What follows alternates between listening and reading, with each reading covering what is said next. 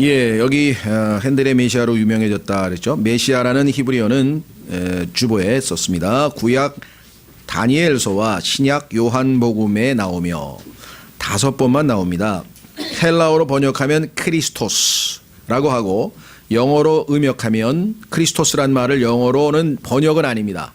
번역이 아니라 음역 있는 그대로 쓰는 거죠. 예를 들면 영어로 자동차 그럼 카 하면 자동차라고 안 하고 카라고 우리 카센터에 카라고 써놓듯이 그런 방식으로 하면 이게 크리스토스라고 하는 헬라어를 영어식 발음으로 크라이스트 우리말로는 음역하면 그리스도가 됩니다. 그리스도인들 중 상당수가 그리스도란 말 자체가 지금 메시아란 뜻인데 자신과 메시아와의 관계가 얼마나 밀접한 관계인지를 지금 모르고 있다는 말이에요. 메시아라는 이름으로 자기가 불리면서 그리스도인이라 그러잖아요. 우리를 보고. 예. 자, 그래서 뜻입니다. 구약에서 하나님께서는 세 종류의 사역을 하는 자에게 죄송합니다. 세 종류의 사역을 담당하는 자에게 하는 자에게 기름을 부으셨습니다. 그런데 그 의미는 기름 부음을 받은 자라고 아까 말씀했죠. 위에. 따라서 우리 주 예수 그리스도는 다음 3가지 직책을 가지고 계십니다. 이로써 하나님의 목적과 영원한 계획을 성취하십니다. 자, 그러면 이제 들어가기 전에 이 핸델의 메시아에 관련돼서 에피소드가 아주 하나 있는데 이 제 기억이 정확하다면 저도 요즘에 기억력이 신통치가 않으니까 하여간 이 초연을 영국에서 아마 했던 것 같아요. 런던에 있는 아마 그 무슨 뭐 극장이겠죠, 유명한. 그때 그 유명한 그 초연을 했는데 너무나 첫 번째 들은 사람 얼마나 놀랐겠어요. 우리는 이제 자주 들어도 그 감동을 받고 있는데 처음에 이걸 초연했을 때는 얼마나 크게 감동을 받았겠습니까? 그래가지고 그냥 전부 다 기립박수를 하는데 빅토리아 여왕이 일어나서 그냥 박수를 치니까 옆에 있던 아마 그 뭐 비서실장쯤 되는 사람인지 그러니까 폐하는 일어나실 필요가 없습니다. 이렇게. 근데 빅토리아 여왕이 뭐라고 했는 거 아니 무슨 말을 하느냐 이게. 나는 일개 영국의 여왕이지만 만왕의 왕이신 예수 그리스도 메시아를 드높이는데 감히 내가 어떻게 앉아 있느냐 하면서 계속해서 일어선 채 박수를 쳤다. 뭐 이런 얘기가 아주 유명하게 남아 있습니다. 자신의 본부를 제대로 알았던 여왕이고 영국의 세계 제패 즉 대영 제국의 가장 최고의 성과가 나타났을 때의 여왕이죠. 빅토리아 여왕인데요. 반면에 성경에 보면 헤롯이라는 사람이 하나 있는데 사람들에게 참 연설을 한마디 했더니 야 저게 어찌 사람의 음성이냐 신의 음성이지 그랬더니 그냥 맞아 경배하라 하고 폼 잡다가 하나님께서 벌레를 보내셔서 충이 먹어서 즉사해서 죽었다. 그 성경에 써 있네요. 교만을 싫어하시는 하나님, 하나님의 영광을 도둑질당하지 않으신다. 오늘 오전 성경 공부에서 하나님께서는 내 영광을 절대로 빼앗기지 아니한다. 이사야서 48장 오늘 오전 성경 공부 마지막 구절이었는데 기억나시는지 모르겠어요. 예. 자, 그래서 우리는 메시아라는 단어에 대해서 아주 심오한 뜻을 한번 우리 살펴보려고 합니다. 첫 번째, 메시아는 뭐 말씀드린 것처럼 기름 부음을 받은 자 이런 뜻이에요. 영어로는 the anointed라고 하는 단어가 이제 기름을 붓는다는 뜻인데요. 성경에 보니까 대언자로서 기름 부음을 받으셨다. 이게 예수님의 과거적 사역입니다. 예수님께서 오셔서 이루신 과거적 사역. 두 번째에는 대제사장으로서의 기름 부으심. 이거는 현재 하고 계신 사역이에요. 셋째 하늘에서 예수님께서 하고 계신 사역이에요. 세 번째에는 예수님께서 이제 조금 있으면 우리가 휴거되고 어린 양 혼인식을 마치고 그리스도의 심판석에서 우리를 평가하시고 상 주시고 그 다음에 이 땅에 내려오셔서 고난당하는 자신의 백성 이스라엘을 구출하시면서 이제 천년 왕국의 왕으로 이제 임하실 터인데 그때 기름 부음을 받으실 예정이라고 다니엘서 9장에 써 있습니다. 그래서 이것을 미래적 사역이라 이렇게 얘기를 합니다. 또 이것이 우리 그리스도인과는 또 어떤 관계가 있는지도 한번 우리가 살펴보려고 합니다. 첫 번째, 대언자로서의 기름 부음을 받으신 자, 한번 성경을 찾아보겠습니다. 네, 성경에 보면은 우선 사도행전부터 한번 찾아보죠. 사도행전 10장 38절. 예수님께서 사역을 하시기 전에 하나님으로부터 기름 부음을 받으셨습니다. 사도행전 10장 사도행전 10장 38절 하나님께서 나사렛 예수님께 성령님과 권능으로 기름을 부으심에 그분께서 두루 다니시며 선을 행하시고 마귀에게 억눌린 모든 사람을 고치셨으니 이는 하나님께서 그분과 함께 하셨기 때문이라. 그러니까 기름 부음이라고 하는 것은 하나님이 함께 하심과도 연관이 있네요. 그렇죠? 자, 그러면은 첫 번째 예수님은 대언자로서 기름 부음을 받으셨는데요. 열왕기상 19장 16절. 열왕기상 19장 16절. 열왕기상 19장 16절에 보시면 대언자가 기름 부음을 받는다는 표현이 써 있습니다.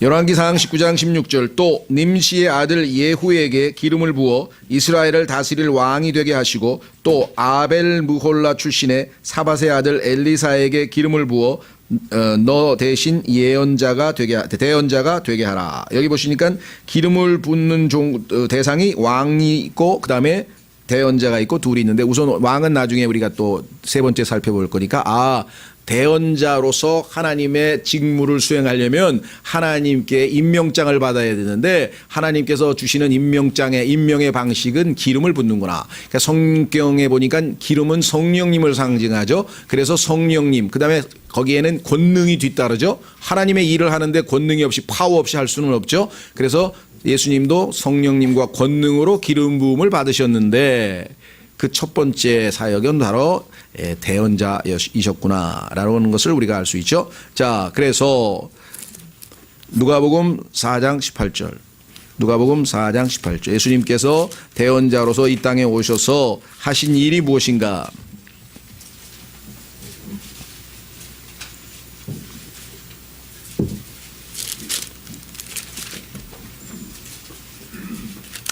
이사야서를 인용하고 계신 중입니다.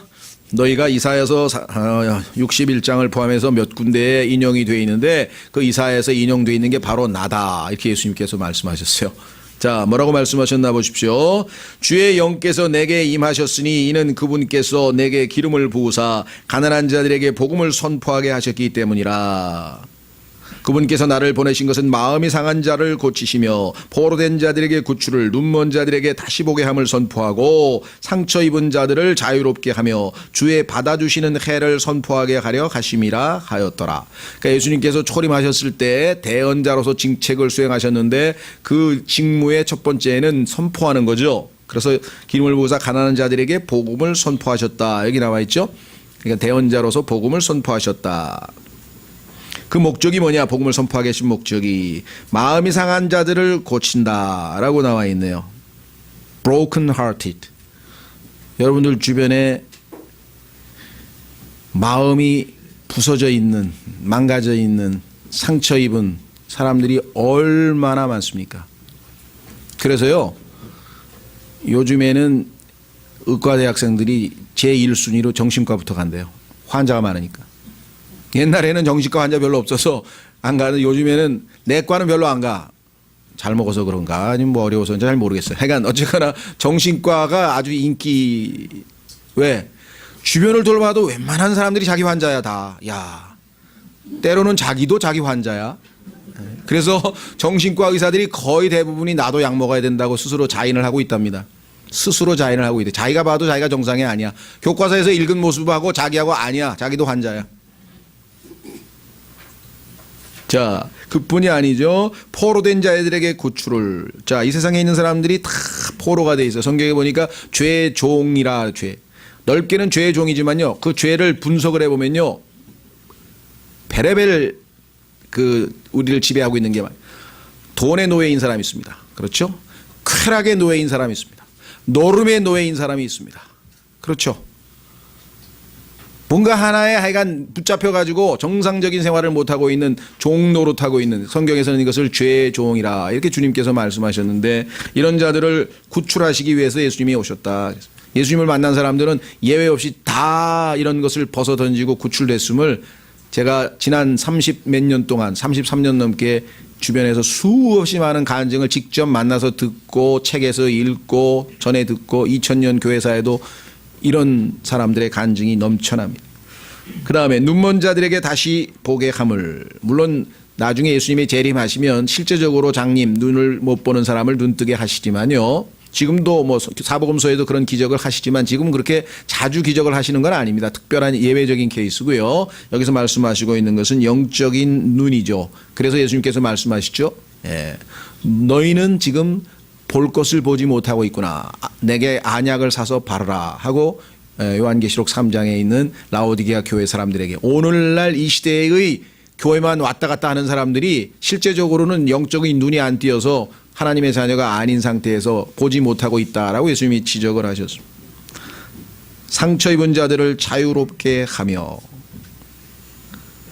상처 입은 사람을 자유롭게 하며 마음이 상처 입은 사람 얼마나 우리 주변에 많은지 몰라요. 제일 역설적인 것은요. 감정 노동자라고 하는 분들인데 소위 말하면 서비스업에 종사하시는 분들이 마음에도 없는 미소를 지어야 돼요. 왜? 그래야 장사가 되니까. 텔레마케터 그것도 그냥 마음에도 없이 그냥 이게 콧소리를 좀 내야 돼. 상대방 기분 좋게 하기 위해서. 그리고 막 너무나 어떨 때는 스트레스를 받아가지고 막 소리 지르고 열이 받아서 막 욕이라도 해주고 싶은데 그러면 안 되잖아요. 그러니까 그게 그냥 콱콱 쌓이고 눌려가지고 나중에 보니 이 사람들이 다 정신과에 그 스트레스 그 치료 때문에 온다고 하는 사실들을. 그래서 저거는 못할 짓이다. 차라리 노동을 가서 땅을 파고 노동하는 게 낫지 저게 무슨 짓인가. 그런 생각이 들 때가 있는데요. 그래도 그걸 하시는 분들이 또 있더라고요. 그 다음에 주의 받아주시는 해를 선포하게. 이야, 이건 정말 보통 일이 아니에요. Acceptable year of the Lord. 하나님과 인간 사이는요. 동에서 서가 먼 것처럼 죄가 가운데 놓여 있어서 멀리 떨어져서 가히 접근이 불가하다고 성경에서 말씀했어요. 마치 옛날에 그 백정이라든가 또 이런 아주 우리나라의 천민 계급들이 왕이 계신 곳하고는 멀리 떨어져서 아예 접근을 못하게 만들어서 멀리 이렇게 분리 격리시켰던 것과 똑같습니다. 그래서 하나님께서는요 가까이 오면 다 즉사에 성경에 보면 하나님 앞에 그 거룩하심과 의로움 앞에서 다 이렇게 죽었잖아요. 그렇죠? 그런데 하나님께서 예수 그리스도의 복음을 통해서 예수 그리스도를 믿고 예수님을 마음속에 영접한 자들에게는 언제든지 accept, 받아주겠다. 그래서 성경에 보니까 accepted in the beloved. 사랑하시는 자 안에서 너희는 받아들여진 자들이니라. 하나님께서 우리를 옛날 조선시대의 사극으로 얘기하면 거두어 주셨어요. 우리를 거두어 주셨다니까. 우리를 받아 주셨다니까. 감히 생각해 보셨어요? 그리고 엄청나게 대접을 하시는 거예요. 하나님의 아들로 대접을 하시고요. 예? 천사들이 천사들이 지금 수종을 들고 있어요. 우리에게 성경에 보니까 참 엄청난 일입니다. 자, 그래서 이분이 이렇게 오신 겁니다. 하나님의 복음을 선포해 주기 위해서. 자, 그래서 우리는 한 구절 더 찾습니다. 요한복음 18장. 여러분들 생각하면은 복음이라고 하는 것은 단순히 좁은 의미에서는 예수 그리스도께서 우리의 죄로 인하여 죽으시고 장사되시고 부활하셨다라고 하는 고린도전서 15장 1절에서 4절에 나와 있는 그 사실, 그것이 나의 죄 때문이라고 하는 사실을 믿으면 우리가 복음으로 인해 구원받는 것이나, 성경에서 말씀하시는 것은 복음이라고 하는 단어는 gospel. 여러분들 가스펠송 하면서 뭐 가스펠 뭐 이렇게 해가지고 음악의 한 장르인 것처럼 사람들 생각하지만, 가스펠이라는 단어는 성경에서 복음이라고 번역을 했는데요. 사실은요, 그보다 더 깊은 의미가 있어요. 단순히 good tidings, good news 그 정도의 수준이 아니라 gospel, spell, 하나님이 말씀하시는 거예요. 그게 가스펠이에요. 아시겠어요? 그러니까 예수님은 하나님의 말씀을 선포하러 오신 거예요. 단순히 그냥 너희들 내가 죽고 피 흘려서 보배로운 피로 씻어서 하늘나라에 보내주겠다, 요거 아니에요. 그게 핵심이나 아까도 얘기했죠. 그 이후의 삶조차도 복음으로 지배받도록 하기 위해서. 자, 요한복음 18장 37절. 요한복음 18장 37절. 그러므로 빌라도가 그분께 이르되 그러면 네가 왕이냐 하니, 예수님께서 대답하시되 내가 왕이라 네가 말하는도다. 내가 이런 목적으로 태어났으며 이런 까닭으로 세상에 왔나니. 예수님께서 내가 이 때문에 세상에 왔다. 그게 성경에 몇 개가 있어요. 그 중에 하나는 죄인들을 회개시켜서 구원하러 왔다. 사람들은 그거가 너무나 마음에 와서 그거 한 가지만 딱 알아. 그래서 풍요로우신 예수님이 아니라 너무 한 가지밖에 몰라 예수님에 대해서. 그렇죠? 네. 자, 여기 뭐라고 되어 있습니까? 예수님이 나는 이 목적으로 이 세상 이런 까닭으로 왔는데 곧 나는 진리에 대하여 증언하러 하노라. 진리에 속한 자마다 내 음성을 듣느니라 하시매. 안타까운 일은요, 예수님께서 내가 곧 길이요 진리요 생명이라 나로 말미암지 아니하고는 아버지께로 올 자가 없느니라. 아버지의 말씀들은 진리이니라. 진리에 대해서 증언하겠다고 그렇게 말씀하셨는데도 18절 오늘날 90%가 넘는 사람들의 반응입니다. 그에게 이르되 진리가 무엇이냐 하더라. 그가 이 말을 하고 다시 유대인들에게로 나가 그들에게 이르되 나는 그에게서 아무 잘못도 찾지 못하였노라. 여러분들 여기에 빌라도가 오늘날 사람들을 예표하고 있다는 것을 우리가 볼 수 있죠. 진리가 뭐냐? 호기심을 가지고 관심을 가지고 진리가 무엇입니까? 알고 싶습니다. 이게 아니고 진리가 뭔데? 밥 먹여줘? 해석을 하면 그런 투에 진리가 뭔데? 너 보니까 진리를 전파하는데 보니까 두더기 옷 입고 뭐 하는 게 뭐야 그게? 관심 없다 이게 나는 지금. 그 나가버렸어요. 진리를 증언하러 왔다고 얘기하신 그분을 앞에다 두고 그냥 나가버렸다니까. 여러분들 주변에서 한번 얘기해 보세요. 나는 진리를 알고 있다. 내가 너에게 진리를 알려주겠다. 그죠? 나는 비진리인 컴퓨터가 더 좋다. 컴퓨터에서 아무리 봐도 진리는 안 나와요. 그 정보를 더 원한다는 사람들이 요즘 표현으로 하면요. 가장 100% 정확한 최고급 단 하나의 오류가 없는 정보가 여기에 있어요. 네? 여기에. 윈도우 95? 안 돼요. 성경에 보니까 윈도우 in the heaven. 하늘에 있는 창문을 하나님께서 열어 제낀다고 성경에 있어요. 빌 게이츠가 성경 좀 모두 읽어가지고 그걸 따서 또 멋지게 윈도우라고 하나 개발해 놨는데요. 성경에 있는 거예요. 야후, 여호와를 변형시켜서 야훼로 고치고 야후, 야훼, 마귀의 이름을 갖다가 붙인 게 야후닷컴이에요. 여러분들 이 세상에 일어나는 거 성경에 보면 다 답이 있어요. 제가 지은 게 아니고 우리 책 지금 나옵니다. 사람들이 요즘에 여호와라고 하는 이름을 야훼로 뜯어 고쳐서 부르는데요. 그 마귀의 이름을 붙이는 겁니다. 그거 할 수 없이 전부 다 유명한 목사들이 다 야훼로 뜯어 고쳐서 뭘 모르고 지금 성경에 보니까 하나님께서 앞뒤를 분간 못하고 위아래를 분간 못하고 선을 악이라 그러고 악을 석이라 그러는 시대가 이 시대라 그랬어요. 그래서 할 수 없이 야훼는 마귀의 이름입니다. 야후. 네, 나중에 여러분들 그 책을 보시면 아마 이제 소책자 곧 나오면 읽어보시면 아실 거예요. 자, 그래서 어디입니까? 우리는 이제 첫 번째 대언자로서. 자, 그렇다면 여러분과 저도 당연히 어떻습니까? 요한 1서에 보니까 우리도 기름 부음을 받았다라고 성경에 써 있네요. 기름 부음이 여러분과 제 안에 거한다고 얘기를 했네요. 당연히 우리는 그 기름 부음을 통해서 진리를 배우고 그 진리에 대한 증인으로서 여러분과 제가 그렇죠? 사도행전 1장 8절에서 나의 증인이 되라. 복음의 증인이 되라. 그러니까 우리도 뭐예요? 여러분과 저도 기름 부음을 받은 자로서 대언자로서의 역할을 감당해야 되는 거예요. 왜? 이 땅에서 진리를 들려줄 사람은, 진리를 외칠 사람은, 진리를 알고 있는 사람은 지금 성경을 알고 있는 사람들밖에 없다 이 말이에요. 여러분과 저밖에 없다 이 말이에요. 누가 사람들에게 진리를 알려줄 수가 있겠느냐 이 말이에요. 그렇죠? 직접적으로 진리를 전파는 못하더라도 소책자를 주든 CD를 주든 아니면 성경을 사주든 뭔가 진리의 전달자로서의 역할을 우리가 해야 되는 거겠죠. 두 번째는요, 대제사장으로서 기름 부음을 받으셨다. 성경에 보니까 기름 부음을 받는다. 출애굽기 30장 30절 한 구절만 보겠습니다.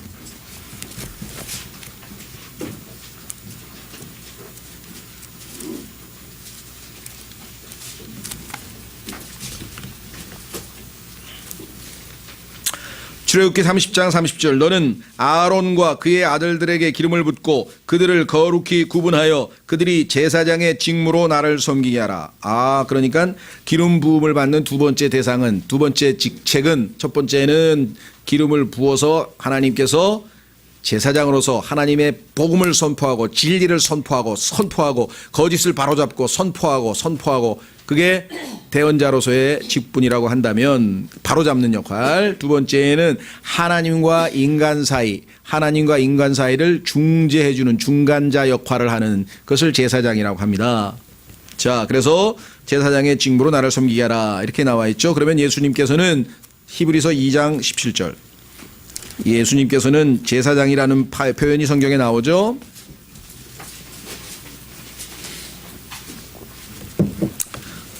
히브리서 2장 17절 찾으셨습니까?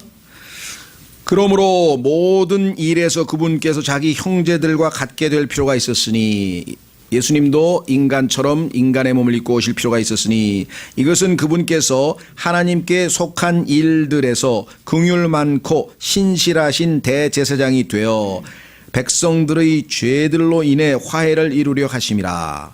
그분께서 친히 시험을 받아 고난을 당하셨은즉 시험 받은 자들을 능히 구조하실 수 있느니라.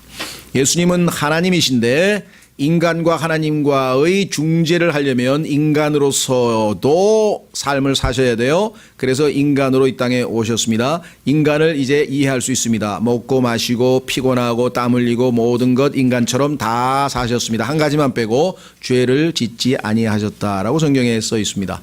완벽한 인간으로서의 삶을 사셨죠. 그리고 마지막에는 그 죄 없는 분이 죄 있는 모든 인간들을 대신해서 자신을 속죄 헌물로 하나님 앞에 생명을 내어드려서 우리로 하여금 구원을 얻도록 해 주신 것이죠.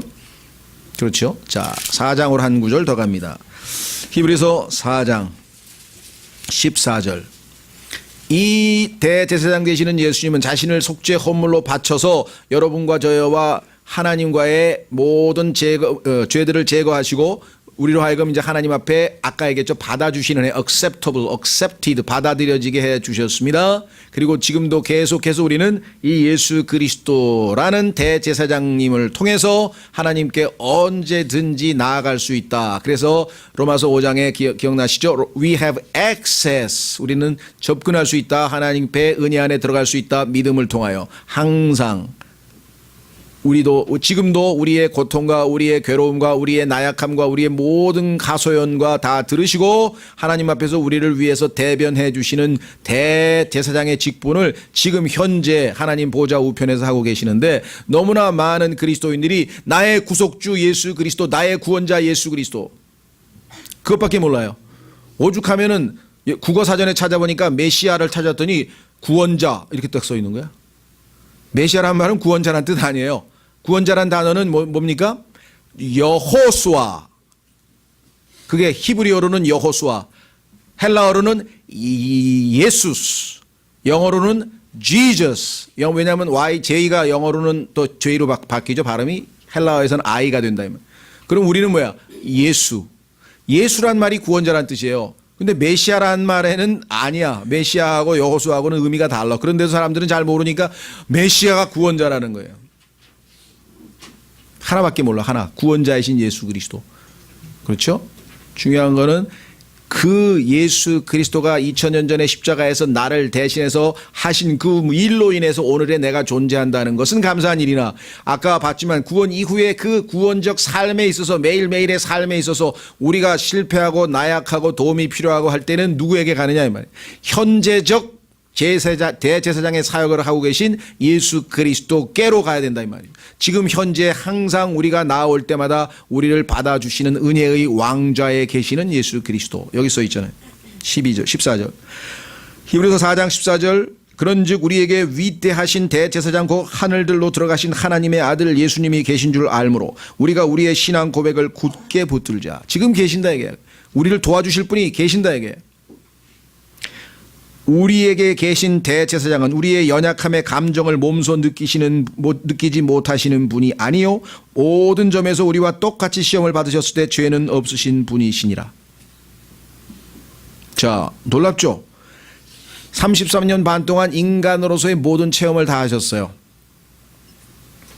그 모든 체험을 성경에서는 뭐라고 요약을 하냐면 세 가지인데요. 자, 인간으로서의 우리가 사는 그 삶은 물론이고 인간이 겪는 시험, 템테이션도 다 겪으셨는데 그 템테이션이 첫 번째는 뭐냐? 아시다시피 육신의 정욕입니다. 그렇죠?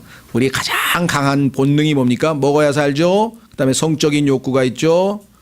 이런 것들, 이게 바로 육신의 정욕입니다. 이 시험에 이분은 먹음직도 하다 해서 그 육신의 첫 번째 시험에서 실패했고, 두 번째는 뭐였습니까?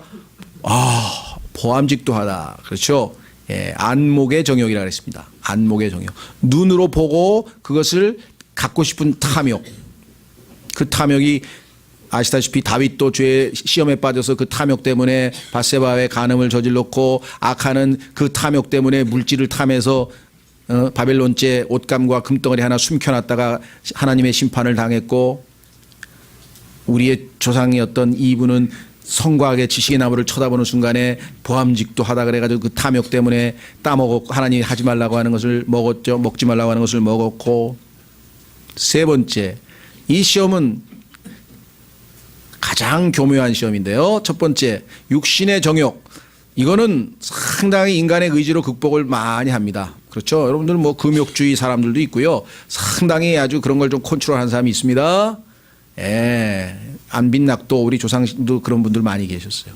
두 번째도. 그런데 세 번째 가면 지혜를 줄 만큼 담스럽게 한다. 요즘 말로 하면 명예욕입니다. 이야, 대단하신 분이다. 이게 칭찬을 듣고 싶다. 이게 사람들이 높임을 받고 싶다. 이게 여기에는 웬만한 사람들이 다 걸려드는 거예요. 겉으로는 굉장히 겸손한 것 같은데 나중에 자기도 모르게 그냥 팍 튀어나와요. 예. 내가 몇 번 그 예를 들었잖아요. 국회의원들 중에서 그것도 아주 우리나라에서 좌파 유명한 국회의원 두 사람이 내가 누군데 대한민국 국회의원인데 감히 나를 어떻게 못 알아보는 거야. 아니면 뭐 어떻게 이렇게 대하는 거야. 이렇게 해서 아주 그냥 스캔들이 났죠. 근데 그 두 사람뿐이겠어요? 국회의원쯤 되면 250가지인가 뭐 특권이 따라다닌다는데 대한민국 국회의원 하면 이건 뭐 보통 사람이 아닙니다.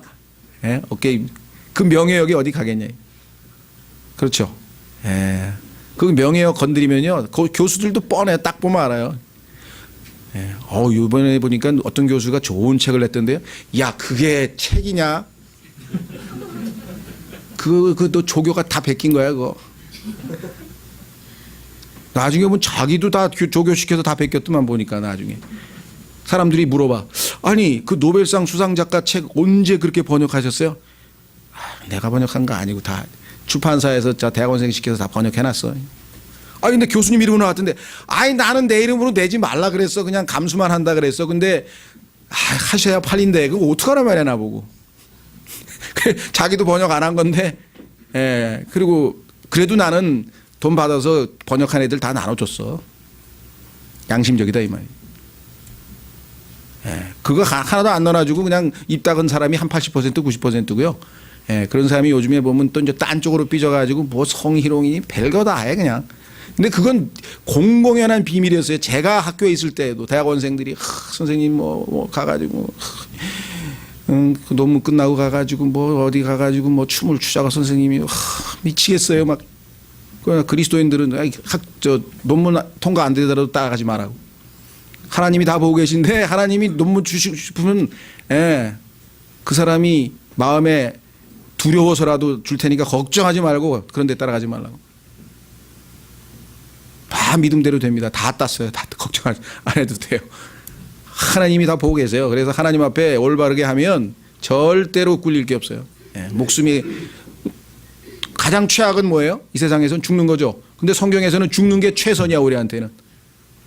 To die is gain. To die is not loss. gain이야, gain. 그렇잖아요. 아침에 일어나면 어깨 찌뿌둥해, 커피 한 잔 먹으면 속 쓰려, 좀 이따 걸으면 어깨 쑤셔, 밤에 잘 때 저려와, 뭐. 하늘나라 가보세요. 그냥 영광스러운 몸으로 할렐루야 24시간 거룩하다 찬송만 하고 있잖아요. 계시록 4장 5장. 그거 읽으면 이 땅에서 살 맛이 없어.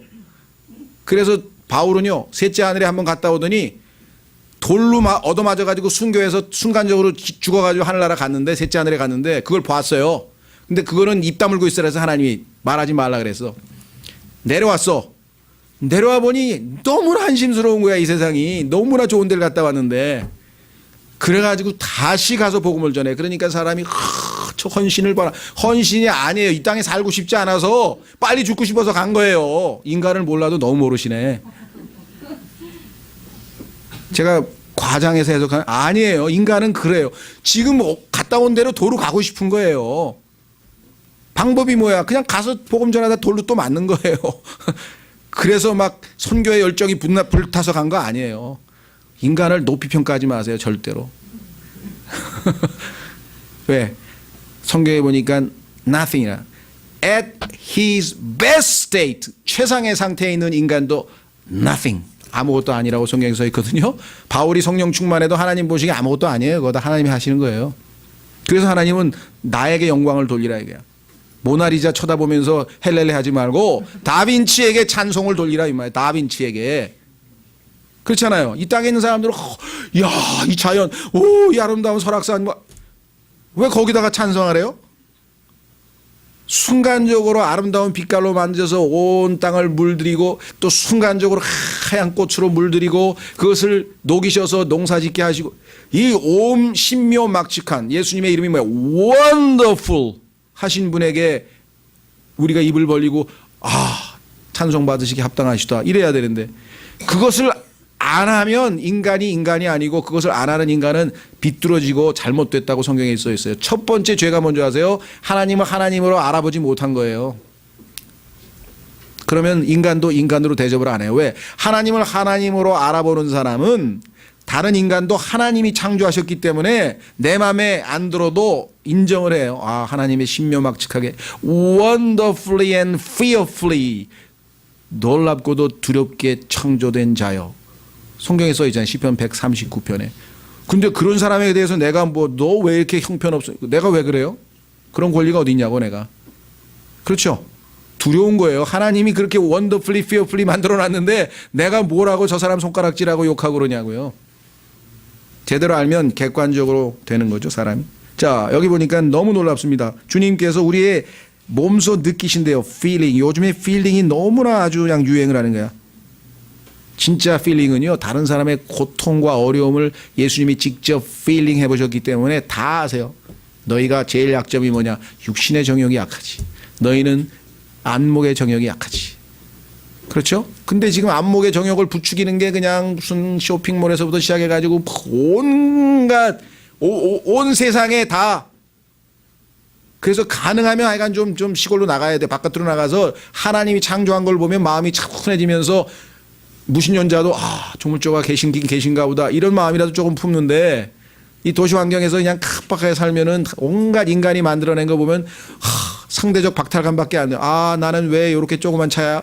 차 없는 사람도 자기 주변에 널렸는데도 더 큰 차를 타고 싶어 한다고. 그렇죠? 또 세 번째 뭐예요? 명예욕. 사람들에게 인정받고 싶은 욕구. 너희는 이 세 가지 때문에 항상 죄를 짓지. 내가 이 세 가지를 다 물리쳤노라. 어떻게? 기록되었으되 하나님의 말씀의 검으로 이 모든 것을 배워버렸다. 그러니 나에게 오면 내가 너를 도와주마. 여기 써 있잖아요. 뭐라고 되어 있는가? 하나님의 죄송합니다. 어디니? 15절. 우리에게 계신 대제사장, 우리의 연약함의 감정을 몸소 느끼지 못하시는 분이 아니요 모든 점에서 우리와 똑같이 시험을 받으셨을 때 죄는 없으신 분이시니라. 그러므로 우리가 긍휼을 얻고 필요한 때에 도우시는 은혜를 얻기 위해 은혜의 왕자로 담대히 갈 것이니라. 무릎 꿇고 하나님 아버지, 오늘도 저는 시험을 받았으나 그 시험을 이기지 못했습니다. 내일은 시험이 오면 그 시험에서 피할 길을 내주시옵소서. 내 힘으로는 안 된다는 것을 또 뼈저리게 느꼈습니다. 이를 악물어도 안 됩니다. 입술이 터져도 안 됩니다. 안 돼요. 과거에 그 무슨 드라마에서 이 조청년의 한 간부가 이제 북한에서 일본에 파견돼 나와가지고 이제 이렇게 하는 무슨 드라마였었어요. 아주 재미있는 모습이 나와. 그 사람을 무너뜨리기 위해서 이제 미인계를 쓴 거야. 미인계를. 아주 그냥 그 뭐 가이사인지 뭐 해가 있잖아요. 그 뭐라 게이사라 그러나 일본 저 기생이 와가지고 그냥 막 홀리니까 죽겠는 거지 그냥. 혁명 사상이 왔다 갔다 머릿속에 하는데 또 눈앞에는 보이고 막 그러더니 갑자기 수령님 요거는 사상하고는 다른 겁니다. 그러더니 그냥 확 껴안고 그냥 사상이 어떻게 그걸 이기게 해주냐. 주님 요셉은 어떻게 했어요? 주여 나는 하나님께 범죄하기를 원치 않습니다. 팍 찢어가지고 그 여자를 내통기치고 36개 해버렸잖아요. 그 파워가 어디서 나와요? 주님으로부터 오는 거예요. 그 요셉은 승리했잖아요. 그 여인에게 안 넘어갔잖아요. 그렇죠? 예. 자, 그래서 여기 나오는데 도와주신다 이게 도와주신다 이게. 자, 그 다음에 세 번째는 이분은 이제 온 우주를 통치하실 왕으로 오십니다. 이분이 오시면 정말 정치다운 정치를 맛보고 정말 만천하에 그 누구도 불평을 할 수가 없어. 왜? 공평하게 정확하게 감탄을 자아내. 야, 이게 정치야. 왕은 바로 이래야 돼. 확인해 보겠습니다. 사무엘하 7장. 아, 죄송합니다. 사무엘하 7장이 아니고 열왕기. 아, 죄송합니다. 맞아요. 사무엘하. 그래서 아까 홍만기 형제님이 기도하셨잖아요. 집중력을 주시고 기억력을 주시라고. 이런 일을 자주 보시니까 이제.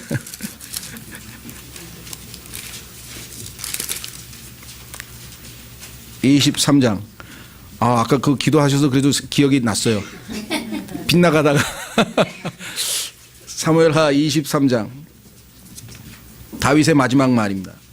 사무엘하 23장 1절 이제 이것은 다윗의 마지막 말이라 이새의 아들 다윗이 말하니라 높이 일으켜진 자 야곱의 하나님에게서 기름 부음 받은 자 이스라엘의 달콤한 시편 기자가 이르기를.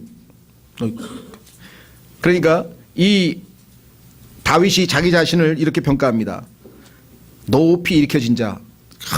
목동의 아들로 비참했는데 하나님이 높이 일으켜 주셨구나. 수동태예요. 수동태. 내가 높아진 게 아니에요. 높이 일으켜졌어요. 야곱의 하나님께서 기름 부음을 받은 자 주셔서 받았어요. 이스라엘의 달콤한 시편 기자. 그러니 이 달콤함을 하나님께 시로 읊지 않을 수가 찬양을 아니할 수가 없었다 이 말. 어떻게 했느냐. 주의 영께서 나를 통하여 말씀하셨으며 시편도 주님의 영이 하셨다. 그분의 말씀이 내 혀에 있었도다. 어떻게 했습니까? 이스라엘의 하나님께서 말씀하시며 이스라엘의 반석이 내게 이르시기를 사람들을 다스리는 자는 반드시 의로워야 하고 하나님을 두려워하는 가운데 다스릴지니라. 그는 해가 돋을 때 아침 햇살 같고 구름 없는 아침 같으며 비가 온 뒤에 맑게 비침으로 땅에서 우미 돋는 연한 풀 같으니라 하셨도다. 근데 이 세상에 하나님 앞에 의롭고 하나님을 두려워했던 100% 완전한 왕이 누가 있었냐. 그러니까 항상 학대받는 자들이. 그렇죠? 자, 오른쪽으로 더 넘기시면 솔로몬의 전도서 4장.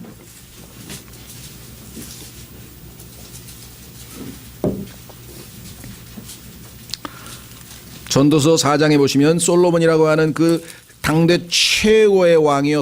정말 이 어떻게 보면은 태평성대를 이루었던 우리나라의 세종대왕보다 더 뛰어난 왕이신데 그 왕도 자기가 의롭지 못하고 자기가 합당하지 않기 때문에 해결하지 못한 여러 가지 정치적인 현안들이 있었어요. 그것이 뭐냐. 전도서 4장 1절 그러므로 내가 돌이켜 해 아래에서 이루어진 모든 학대를 깊이 살펴보았노라. 보라 학대받는 자들의 눈물이라 그들에게는 위로자가 없었도다. 그들을 학대하는 자들의 편에는 권세가 있었으나 그들에게는 위로자가 없었도다. 비참한 사람들이 너무 많은 거예요. 하루에 5만 명씩 유니세프에 의하면 지금 어린아이들이 굶어 죽고 있습니다. 하루에 5만 명씩 매일. 세계 인구의 절반이 지금 밤에 잘 때 편안하게 따뜻한 데서 샤워하고 못 잡니다. 여러분들 밤에 샤워하고 따뜻한 데서 자면요. 이 세상에서 10%의 특권층에 속한 거예요. 그래도 여러분 입에서 불평이 나오면 그건 아주 나쁜 사람이 되는 거예요. 아주 못된 사람이 되는 거라고. 객관적이질 않다고. 우리 주변에만 보니까 그렇죠. 전 세계에 다 똑같은 인간이에요. 우리 아주 최상층에 사는 거예요 지금. 자, 여기 뭐라 그랬습니까? 그러므로 내가 아직 살아있는 산자들보다 이미 죽어있는 죽은 자들을 칭송하였으니 얼마나 회의로운 자입니까? 차라리 죽는 게 나아. 이렇게 비참하고 불공평하고 지금 뭐 뉴욕 보세요. 뭐 흑인을 뭐 무슨 백인 경찰이 죽여가지고 막 흥분해가지고 막 인종차별이니 뭐니 막 흥분하고 있잖아요. 그렇죠? 그 자유의 나라, 심지어는 흑인이 대통령인 나라에서도 뭐 인간은 여전합니다. 똑같아요. 자, 그래서 진짜 왕다운 왕이 오십니다. 그래서 소망이 있는 거예요. 야, 그분이 오시면 얼마나 놀라운 정치를 펼치실까. 자, 성경에 보면 왕에게 기름 붓는 얘기가 사무엘상 거기에 지금 써 있는 성경 구절에 나옵니다. 예수님께서 이제 드디어 이 땅에 내려오실 때 왕이 되실 것, 다니엘서 9장 한 구절 찾겠습니다. 다니엘서 9장, 그 다음에 다니엘서 9장으로 가시겠습니다.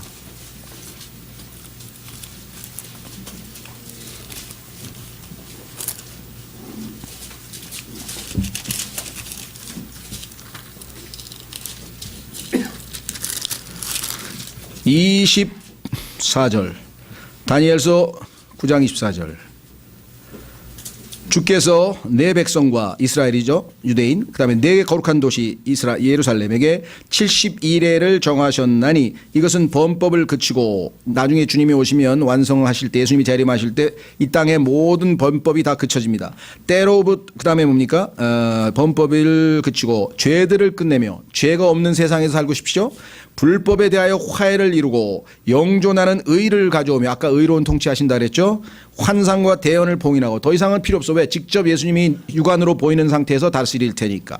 또 지극히 거룩한 이에게 기름을 붓고자 함이라. 드디어 이 땅의 왕으로 예수 그리스도께서 오셔서 직접 통치하신다. 그분은 왕으로 임명이 되셨지만 아직 왕권을 행사하고 계시진 않아요. 왜냐하면 지금 현재는 셋째 하늘에서 우리를 위하여 대제사장의 직분을 수행하고 계시는 중입니다. 그러나 그분이 때가 되면 이 땅에 직접 왕으로 기름 부음을 받고 오셔서 통치하실 것이다. 그때가 언제냐? 계시록 11장 15절. 계시록 11장 15절.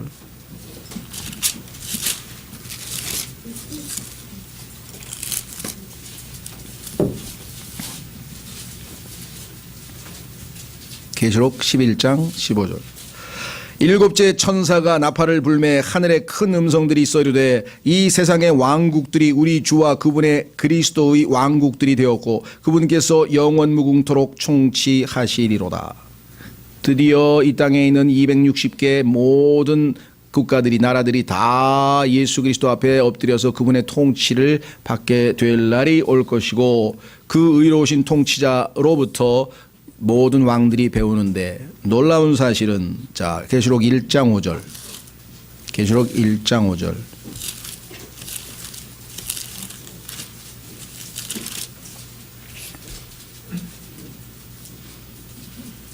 계시록 1장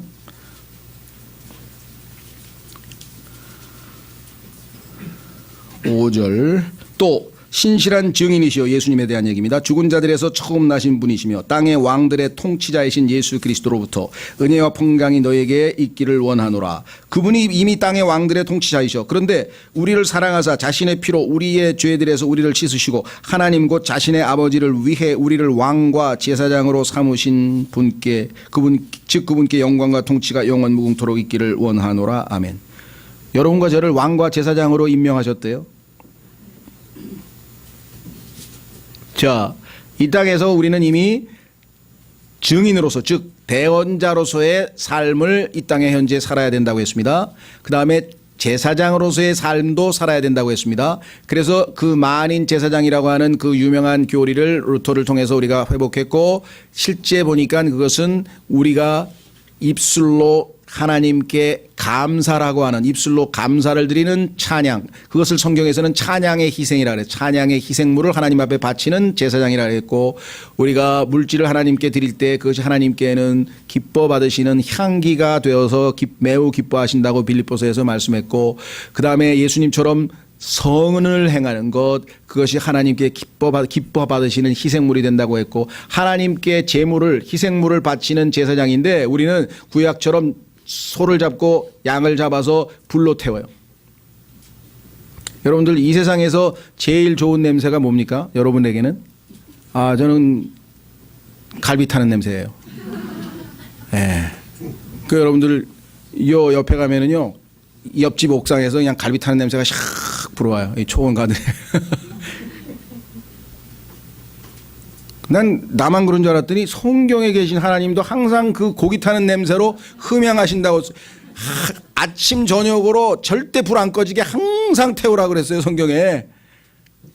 흠양하시, 향기를 좋아하시는데 이제는 뭐야, 너희들은 그런 실제적인 희생물이 아니라 영적인 희생물로 향기를 내는데, 그게 어떤 향기냐? 선을 행하고 형제들과 주고받고 물질을 하나님께 드리고 어려운 사람 돕고, 그 다음에 항상 입술로 어떠한 상황에서도 감사하고, 이것을 하나님께서 흠양하시고 향기로 맡으시겠다고 성경에 써 있어요.